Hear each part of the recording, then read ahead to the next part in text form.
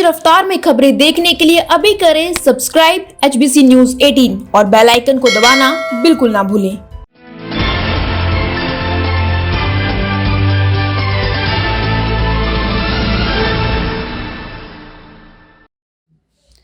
8 मार्च को अंतर्राष्ट्रीय महिला दिवस मनाया जाता है और आज मेरे साथ बातचीत के लिए भाजपा की तेज तर्रार नेत्री रंजीता मेहता मौजूद है। उनसे बातचीत करेंगे, लेकिन उनसे बात आज राजनीति से जुड़ी हुई नहीं बल्कि उनके जीवन के बारे में करेंगे। तो सबसे पहले मिलवाते हैं आपको रंजीता मेहता से। मैम, सबसे पहले बहुत बहुत स्वागत है आपका। जी धन्यवाद। मैम, 8 मार्च को महिला दिवस मनाया जाने वाला है, तो क्या कुछ आज आप अपने बारे में हमारे दर्शकों को बताएं कि आपका जन्म कहाँ पर हुआ और आप कहाँ की रहने वाली हैं? देखिए, मेरा जन्म 1977 में मलेरकोटला पंजाब में एक छोटा सा कस्बा है, वहाँ पर हुआ और वो एक मुस्लिम शहर के नाम से जाना जाता है। 90% वहाँ पे मुस्लिम आबादी है और 10% ही हिंदू हैं। तो मैं एक हिंदू फैमिली में वहाँ पे बॉर्न एंड बॉट अप हुई। मेरी पूरी स्कूलिंग वहीं से रही। उसके बाद मुझे 1 साल बाहर आके चंडीगढ़ के अंदर फैशन डिज़ाइनिंग करने का कोर्स करने का मौका मिला और बाद में मैंने अपनी ग्रेजुएशन वहीं पे कंप्लीट की। और उसके बाद मैं पहली महिला थी, बच्ची थी उस समय, जिसने मलेरकोटला से बाहर निकलकर MBA करके अपना करियर बनाने की कोशिश की। मतलब पंजाब से ही आपने शिक्षा ग्रहण की है? जी, पूरी शिक्षा मेरी पंजाबी यूनिवर्सिटी पटियाला से हुई है। और वहाँ से MBA करने के बाद फिर मैंने नौकरी करनी शुरू की और मैं चंडीगढ़ में आई। मेरा सारा ननिहाल जो है वो चंडीगढ़ पंजौर में है। मेरी मदर की शादी जो थी वो पिंजौर में हुई थी और वो पिंजौर की रहने वाली थी। और अब जितने भी मेरे मामे मासियाँ सब लोग हैं वो यहाँ पंचकूला में ही सेटल्ड है। बात मैम आपके वैवाहिक जीवन की कर लेते हैं। सबसे पहले तो जानना चाहेंगे आपका प्रेम विवाह था या फिर अरेंज मैरिज, कुछ बताएं। आप ये कह सकते हैं कि कॉम्बिनेशन ऑफ बोथ था। मैं और मेरे हस्बैंड अभी मेहता, हम दोनों एक ही कंपनी में काम करते थे। तो उस दौरान एक्चुअली मेरे अपने फादर को बहुत जल्दी खो दिया था। 2000 में खो दिया था। वो 53 ईयर्स के थे। तो अभी मेरी MBA भी कंप्लीट नहीं हुई थी जब मैंने उनको खो दिया था। तो उसके बाद मेरा जो बड़ी 2 बहनें हैं उनकी शादियां हो चुकी थी। मेरा छोटा भाई था 3 साल छोटा मेरे से, वो भी अभी पढ़ रहा था। तो जब मैंने यहाँ पर जॉब करनी शुरू की तो एज जब जैसे ही आपको पता है 25-26 की क्रॉस होती है, ये तो बहुत ज़्यादा है। बिकॉज अगर मैं अपनी बड़ी बहन की बात करती हूँ, 18 साल की उम्र में शादी हुई, दूसरी वाली की 22-23-24 पंजाब की आप रहने वाली थी, कहाँ शादी हुई मैम आपकी? आपके जो हस्बैंड कहाँ मिले आपको? मैं बता रही हूँ, हम जॉब करते थे यहाँ पे, मैं ICICI प्रूडेंशियल के अंदर। तो मेरी उनसे मुलाकात वहीं पर हुई। तो हम एक अच्छे दोस्त थे और इकट्ठे बिजनेस करने के लिए इकट्ठे कॉल्स पे जाते थे। तो उस दौरान मेरी मदर ने न्यूज़पेपर के अंदर मेरे विवाह के लिए आमंत्रित जो है चिट्ठियाँ मंगवाई।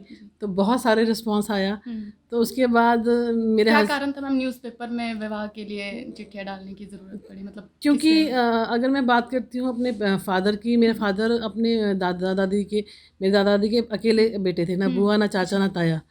तो उस समय फिर वहाँ से मम्मा चाहते थे कि इधर वाली साइड पे ही शादी हो। रिश्ते देखते भी थे बहुत सारे। तो मैंने ही कहा था कि इट्स बेटर कि अगर मतलब आप हरियाणा की बात करें मैम, हरियाणा में शादी हो? नहीं, ऐसा कुछ नहीं था कि हरियाणा में शादी हो। चंडीगढ़ में मैं जॉब करती थी। तो ये था कि बेटर है कि यहाँ पे अगर मैं MBA क्वालिफाइड हूँ और एक अच्छा प्रोफाइल मदर को चाहिए था, तो उन्होंने यहाँ पे न्यूज़पेपर में निकलवाया। तो जब वो बहुत सारे उसमें रिस्पॉन्सेज आए तो अभी जी और मैं अच्छे दोस्त हुआ करते थे।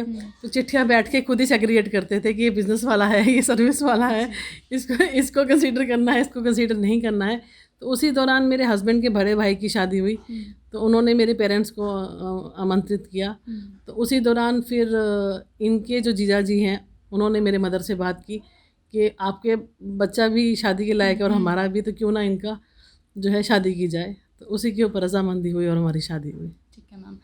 बात करें मैम, राजनीति में हैं आप, तो खासतौर पे महिला दिवस आ रहा है तो महिलाओं के बारे में बात करते हैं। महिलाओं को राजनीति में आने से कहीं ना कहीं दूरी रखी जाती है राजनीति से। तो आपका सफ़र कैसा रहा? कब आपने राजनीति को चुना? कैसा ये सफ़र शुरू हुआ? देखिए, मैं ये मानती हूँ कि मैं बहुत सौभाग्यशाली हूँ इस मामले में, क्योंकि शुरू से ही मेरी परवरिश भी एक बेटे की तरह ही हुई थी। क्योंकि मैं तीसरी बेटी थी, तो कहीं ना कहीं घर वालों को भी ख्वाहिश थी कि शायद लड़का होगा।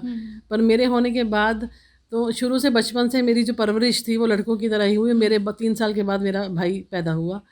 तो उसके बाद जब मेरी शादी हुई तो मेरे हस्बैंड जो हैं उन्होंने बहुत ज़्यादा इस चीज़ को इंकरेज भी किया और सपोर्ट भी किया।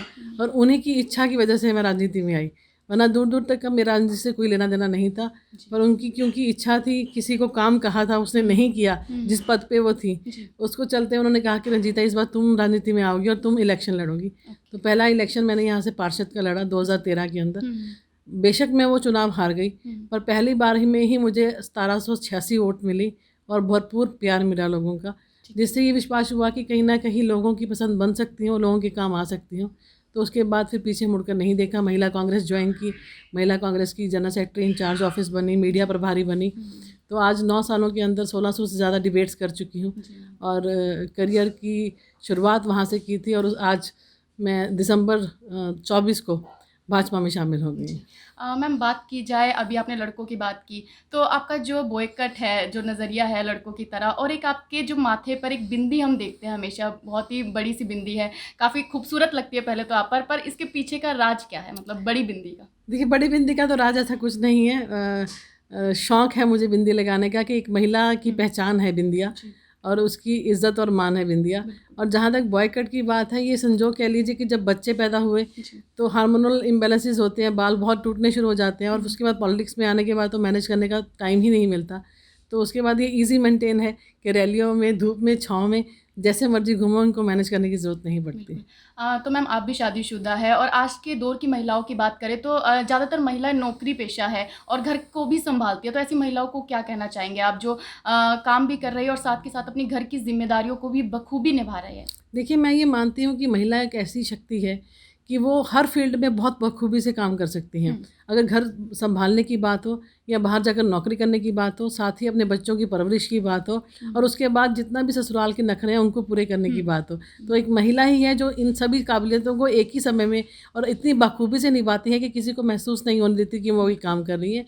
और मैं आज ये मानती हूँ कि जिस तरीके से महिलाएं आगे बढ़ रही हैं, जिस तरीके से बाहर का फील्ड वर्क उनका ज़्यादा हो रहा है, तो उनके घर वालों को भी उनकी सपोर्ट उसी तरीके से करनी चाहिए जिस तरीके से एक सपोर्ट आज मुझे मिल रही है। क्योंकि मेरा एक लक्ष्य है कि हर महिला को सम्मान मिले, हर जगह पे उसको मान मिले, हर बात में हिस्सेदारी हो, इसका सम्मान मिले। तो मैम, कहीं ना कहीं लड़कियों को रोका जाता है आगे आने से, तो आप भी राजनीति में काफ़ी ऊपर तक पहुंची है, तो कभी आपको भी ऐसी समस्या का सामना करना पड़ा है जब आपको कोई अड़चन आई हो, कोई ऐसा वक्त? देखिए, मेरे को कभी भी ऐसा नहीं महसूस हुआ और मेरा पॉलिटिक्स में आने का एक लक्ष्य ये भी है कि मैं अपनी बिटिया को पॉलिटिक्स में लाऊंगी।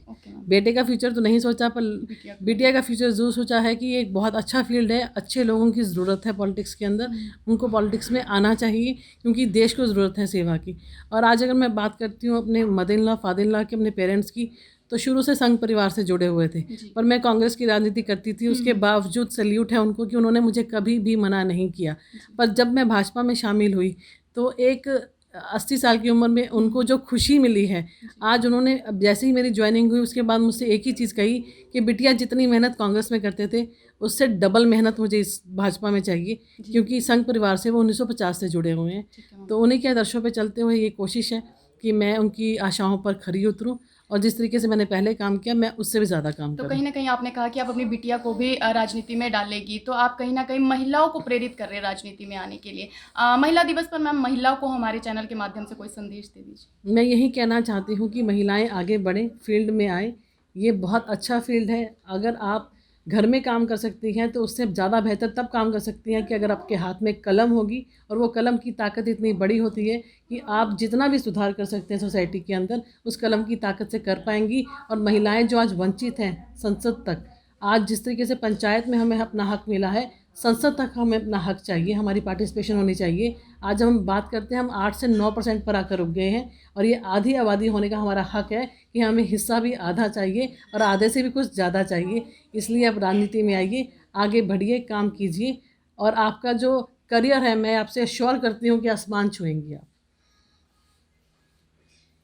तो ये थी भाजपा की नेत्री रंजीता मेहता जी, जिनसे हमने बातचीत की और उन्होंने महिला दिवस के मौके पर यही कहा है कि महिला को किसी भी फील्ड में आगे आने से पीछे नहीं हटना चाहिए। HBC न्यूज़ 18 नीति।